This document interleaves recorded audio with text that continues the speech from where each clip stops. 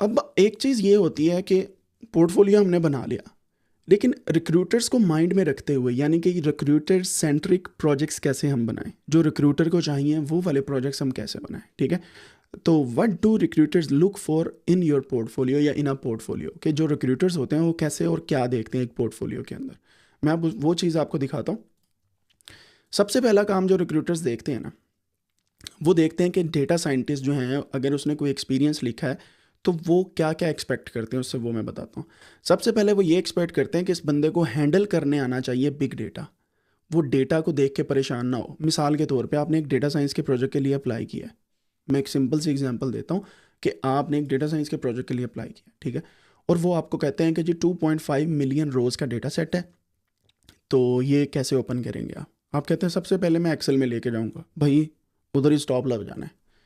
क्यों? क्योंकि आपको पता ही नहीं है कि एक्सेल मैक्सिमम कितनी रोज़ को चेक कर सकता है, ठीक है, और एक्सेल के वैसे ही बाँ हो जानी है, ठीक है। तो आपको पता होना चाहिए कि कैसे आप हैंडल करेंगे बड़े डेटा को। फिर वो आपसे पूछते हैं कि किस फाइल में होना ज़रूरी है, आप कहते हैं कि एक्सेल की फ़ाइल दे दो, डजेंट मैटर, लेकिन आप उसको हैंडल कैसे करते हो दैट मैटर्स, ठीक है। अगर वो आपसे ये पूछ लेते हैं कि कौन सी फाइल जो है वो सबसे फास्ट चलती है, आप कहोगे एक्सेल की चलती, मेरे पास तो एक्सेल की चलती है, ऐसा नहीं होता।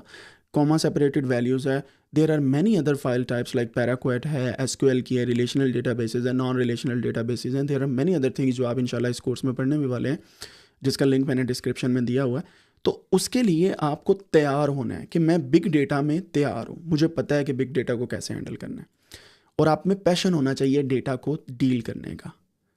मेरे एक इंटरव्यू में ये क्वेश्चन पूछा गया था कि हमारे पास तो डेटा ऐसा है जो 26 GB की फाइल है, तो आप कैसे मेंटेन करेंगे। मैंने कहा लव डेटा, क्योंकि मुझे सच में प्यार है डेटा से, तो मुझे पता है कि किस तरीके से डेटा को हैंडल करना है। आई मैंशन दैट, और बिलीव मी जहाँ पे मेरा इंटरव्यू था recruiter was very happy about that. So pre processing of data में आपकी इतनी कमांड होनी चाहिए प्री प्रोसेसिंग करने में।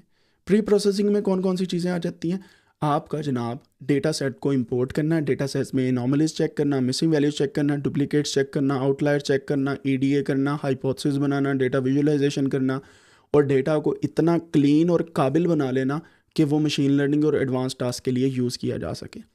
उस एक चीज़ के ऊपर जो आप काम करते हैं उसे प्री प्रोसेसिंग ऑफ डेटा कहते हैं। और प्री प्रोसेसिंग में अक्सर लोग मार खाते हैं, और 80% of the time data scientist सिर्फ प्री प्रोसेसिंग करते हैं डेटा की। सो अगर आपको यही नहीं आती तो आप गए, ठीक है। तो प्री प्रोसेसिंग पे इतने प्रोजेक्ट्स आप बनाएं कि लोग खुद देख के यार इसने प्री प्रोसेस किया है डेटा, ठीक है। Need of the stake holders, यानी कि needs of the stake holder को हैंडल करना आना चाहिए। स्टेक होल्डर कौन है? आपके बॉसेस, या वो लोग जिन्होंने आपकी सैलरीज पे करनी है, या जिनका डेटा है और वो आपको पैसे दे के कह रहे हैं कि इसको एनालाइज करो। अब स्टेक होल्डर्स की नीड्स क्या होती हैं, आपने पहले उनसे पूछना है कि आपके क्वेश्चन क्या, आप क्या चाहते हैं इस डेटा में से निकालना, ठीक है। तो वो क्वेश्चन जो हैं वो आपने सबसे पहले उनसे पूछने, फिर उनके मुताबिक डेटा को एनालाइज करना है, ठीक है। ये नहीं करना कि जो आपका दिल किया वो एनालिसिस कर दिया। तो स्टेक होल्डर से पहले पूछें कि आपको चाहिए क्या, उसके मुताबिक डेटा एनालाइज करें। क्लियर एंड कंसाइज गोल्स होने चाहिए आपके। कंसाइज गोल क्या होते हैं? ऐसा गोल, ऐसा पर्पस कि आपको पहले से पता हो कि यार मैंने इस डेटा में फ़लाँ चीज़ निकाल के एक कॉलम को फ्यूचर में प्रिडिक्ट करना है। फॉर एग्जाम्पल ये सारा डेटा मेरे पास आ गया पाकिस्तान का, my goal is to predict GDP per capita for next year, ठीक है। तो आपको क्लियरली वन लाइनर्स पता होने चाहिए कि मैंने ये काम करना है, ठीक है। देन दे आस्क यू कि यार आप ही को क्यों रखें, और वो देखते हैं कि आप किस तरीके से कम्युनिकेट करते हैं। आपने ये नहीं कहना कि मैं बहुत कमाल हूँ, मुझे सब आता है, मैं ये यहाँ पे सब कुछ कर जाऊँगा, मैंने कुछ 2600 प्रोजेक्ट कर लिए, मैंने फ़लाँ कर लिया, मैंने फ़लाँ कर लिया। नहीं, रियलिस्टिक रहें, जो आपको आता है वो ही बताएं, और जिसमें आपकी कमांड है उसको ऊपर रखें, बाकी चीज़ों को नीचे रखें। और जब ये चीज़ें आप एम्प्लॉयर्स को बता रहे होते हैं, साथ में आप ये भी बताएंगे कि मेरा इम्पैक्ट कंपनी पे क्या होगा, what can I bring to the company. ये नहीं आपने कहना कि कंपनी मुझे क्या क्या दे रही है, आपने ये भी बताना कि मैं कंपनी को क्या दूंगा, और वो बाकायदा लिखना है आपने जब कोई एप्लीकेशन देनी है। और रिक्रूटर्स भी इन चीज़ को देखते हैं कि इसका इम्पैक्ट क्या होगा कंपनी में, ठीक है।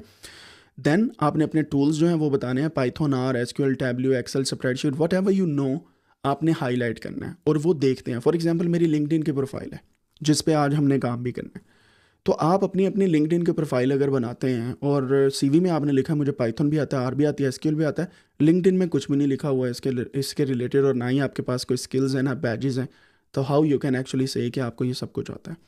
आपने वैसे तो लिख दिया मैंने 2600 प्रोजेक्ट किए, आपने केगल पे कोई भी नहीं अपलोड किया, then how you can actually say कि मुझे प्रोजेक्ट्स का पता है। So there are some kind of confirmations from those people जो वो चेक करते हैं। So believe me, if you handle those things in advance तो आपको और भी फ़ायदा होगा। फिर आप रिपोर्ट ऐसे करें डेटा को कि सबको समझ आए, एक आम आदमी को भी समझ आए, एक एक्सपीरियंस बंदे को भी समझ आए, और एक ऐसे बंदे को भी समझ आए जो टोटली लेमैन है। डेटा साइंटिस्ट का ज़्यादातर काम क्या होता है? डेटा से इंसाइट निकाल के स्टेक होल्डर्स को देना। और पाकिस्तान क्या पूरी दुनिया के अंदर ज़्यादातर स्टेक होल्डर्स एजुकेटेड कम होते हैं, वो टेक्निकली एजुकेटेड नहीं होते। मतलब ये उन्हें पाइथन का नहीं पता होगा, तो आपने ये बताने नहीं बैठ जाना हमने पाइथन से ये काम किया। आपने ये काम करना है कि उनको रिपोर्ट ऐसे करना है कि डेटा विजुअलाइजेशन के थ्रू कि आप स्टोरी बताएं, उन्हें समझ आए इन चीज़ों की, और वो उससे इतना नॉलेज गेन करें कि वो कोई की टेक अवेज लेके उठे वहाँ से। तो reporting should be easy for all, ठीक है। Then story telling is one of the main ingredient, right जी। यहाँ पे आपको समझ आ गई होगी। एंड देन आपने आउटपुट्स ऐसे प्रेजेंट करनी है कि लोग देखते ही समझ जाएं कि यार यहाँ पे हमें अब समझ आई है।